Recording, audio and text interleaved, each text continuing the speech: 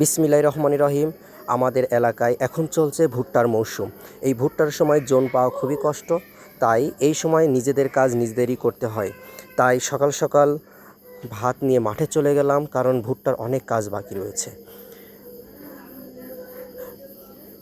আমার ভুট্টার ক্ষেতগুলো দেখুন, আমাদের আগাছা মানে গাছের ডগা কিছু কাটা হয়েছে, কিছু কাটা নেই। তারপরও আমাদের এই জনেদের সাথে করে আমি এই ভুট্টার ভাঙার কাজ শুরু করলাম। গাছে যে ভুট্টা রয়েছে সেটা ছুঁড়িয়ে বস্তা ভর্তি করতে হবে। আমাদের এই ভুট্টার কালার এতটাই সুন্দর হয়েছে যা দেখলে আপনারা নিজেরাও অবাক হয়ে যাবেন।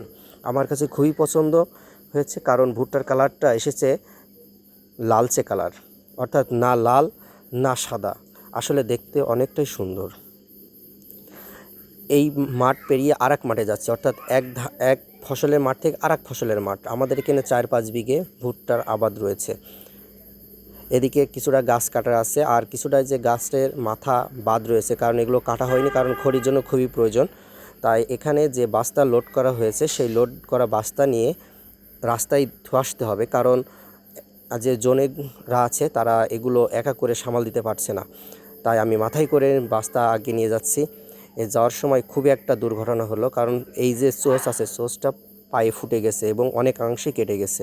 কিন্তু কিছু করার নাই, তবুও কাজ তো করতেই হবে, তাই মাথায় করে নিয়ে যাচ্ছি। মাথায় করে নিয়ে যাওয়ার সময় সবথেকে বড় আকর্ষণীয় বিষয় হলো এখান থেকে দ্রুত বের হওয়া খুবই কঠিন।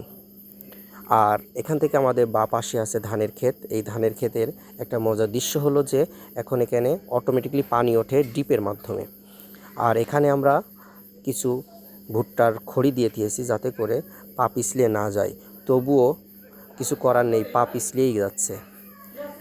এর মধ্য থেকে আস্তে আস্তে করে গুড়ি আমরা যাচ্ছি। আর এখানের পথটা এতটাই চিকন যে একসাথে 2জন লোক একসাথে চলাচল করা কঠিন, তবুও যেতে হচ্ছে, কিছু করার নাই। এই যে আমাদের এখান থেকে মাথায় করে ভুট্টা নিয়ে এসে আমরা এখানে রেখে দিচ্ছি। অনেকগুলো ভুট্টা রাখা হয়ে গেছে, এটাই প্রায় শেষের দিকে। আর ভুট্টা রাখা শেষ হয়ে যাওয়ার পর আমাদের পাওয়ার টিলার চলে এসেছে। পাওয়ার টিলার আসার পর আমরা পাওয়ার টিলার লোড করে আমরা বাড়ির দিকে নিয়ে যাব।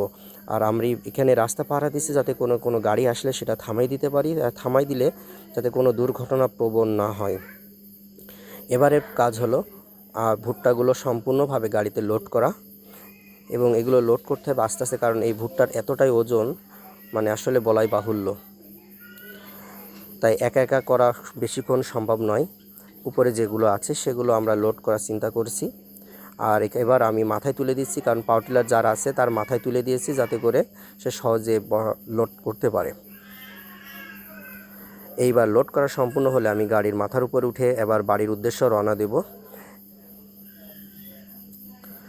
এই যে গাড়ি চলাচল শুরু হয়ে গেল, আমরা চলে যাচ্ছি বাড়ির উদ্দেশ্যে, কারণ পুরো পাওয়ার টিলার ভর্তি। আমি প্রায় বাড়ি চলে এসেছি। এবার আমাদের যে ঢ্যাক আছে, অর্থাৎ যে আছে সেটা আমি পার হলাম। এবার গাড়িটা ঘুরে এখন বাড়ির দিকে নিয়ে এসে এখন ঢালবো। বাড়ির দিকে পিছিয়ে আসছে, কারণ সহজে যাতে গাড়ি আবার সহজে বের হয়ে যেতে পারে সেই প্রক্রিয়াটাও প্রস্তুতটাও তো করে রাখতে হবে, কিছু করার নাই। এবার উপর থেকে কিছু বস্তা সরিয়ে নিয়েছি যাতে করে ফেলে দিতে, অর্থাৎ গাড়ির থেকে লাভাতে সুবিধা হয়। এবার আমি এখান থেকে এইটা খুলে দিলাম এবং উঁচু করে দিলে সমস্ত কিছু পড়ে গেল। এবার গাড়ি হালকা টান দিলে সমস্ত